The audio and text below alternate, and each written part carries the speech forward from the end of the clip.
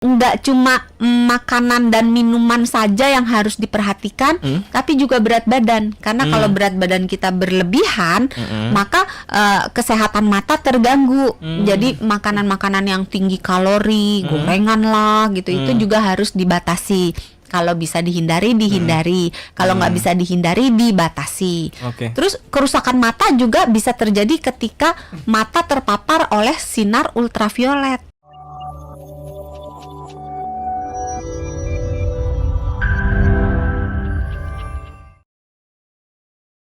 Gimana pola makan yang seimbang supaya kita bisa tetap menjaga kesehatan mata, Dok? Tadi kan dia katakan dokter nanti nggak harus wortel aja, tapi juga perlu yang lainnya. Nah, apa saja itu yang lain yang perlu dipadu-padankan? Masalahnya gini, untuk membuat mata ini berfungsi dengan baik, kita nggak cuman harus makan makanan yang bergizi saja, tapi juga harus menjaga kadar gula darah. Oh, kadar gula darah. Karena diabetes itu menyumbang penyakit pada mata yang cukup berarti gitu. Jadi jaga supaya makannya nggak yang memimpin kita menuju ke arah diabetes gitu. Jadi makanlah, kalau bisa nggak makan gula, nggak usah makan gula. Kalau bisa minum air putih terus ya. Iya, manis-manis ya. Iya, cukup minum ditemani sama yang manis saja. Tolong. Gitu. Terus nggak cuma makanan dan minuman saja yang harus diperhatikan, tapi juga berat badan. Karena kalau berat badan kita berlebihan, maka kesehatan mata terganggu. Jadi makanan-makanan yang tinggi kalori, gorengan lah gitu, itu juga harus dibatasi. Kalau bisa dihindari, dihindari. Kalau nggak bisa dihindari, dibatasi.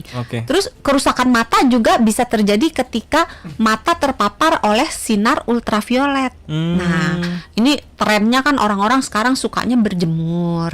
Untuk katanya mendapatkan vitamin D, apalagi sejak pandemi, semua orang ramai-ramai berjemur 1 jam, 2 jam, bahkan ada pasien saya yang berjemur sampai 4 jam. Saya bilang, ini berjemur apa jemur cucian gitu kan?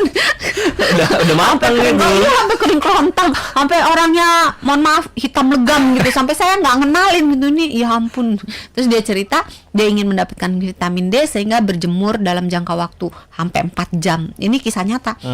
Sebenarnya berjemur sebenarnya nggak berjemur ya, maksudnya berada di tempat yang tinggi kadar ultravioletnya tanpa pelindung mata, itu bisa meningkatkan resiko terkena gangguan mata. Intinya katarak bisa muncul lebih cepat gitu.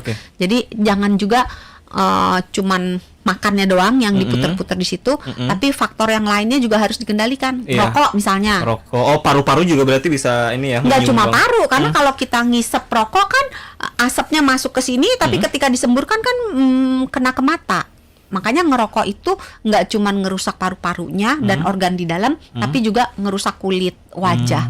Orang perokok itu cenderung lebih tua terlihat daripada usianya, karena kulit di wajahnya itu menjadi penuaan dini, termasuk matanya. Bisa jadi katarak dini, bisa kena penyakit pada bagian saraf dan pembuluh darah matanya, sehingga ya kalau bisa nggak ngerokok ya jangan deh. Berarti kalau gitu juga perokok, apalagi untuk yang pakai kacamata mata minus, itu bisa ikut menambah angka minusnya juga, Dok, kalau gitu. Secara langsung tidak, secara tidak langsung bisa, karena kan kesehatan matanya jadi turun kan. Dan ini berlaku tidak hanya untuk si perokoknya, tapi juga si perokok pasif. Jadi kalau orang yang sering berada di tempat yang penuh dengan asap rokok, juga beresiko untuk mengalami gangguan mata. Ternyata banyak ya organ-organ lain yang juga saling berkesinambungan sama mata ya, Dok ya. Hampir semuanya berarti juga. Hampir semuanya berarti ya. Oke. Banyak penyakit yang bisa menyerang mata yang sebenarnya biang keroknya di tempat lain gitu. Kayak gula kan gangguannya di kelenjar pankreasnya gitu kan. Tapi bisa menyerang ke mata. Terus hipertensi juga bisa menyerang ke mata. Jadi jaga badan kita baik-baik, karena badan kita sampai sekarang belum bisa diganti. Nggak bisa tuker tambah, nggak bisa beli portable yang baru. Itu dia, kalau mobil habis bensin kan tinggal diisi. Nah, Iya. kalau badan habis ya udah Ya habis udah. aja.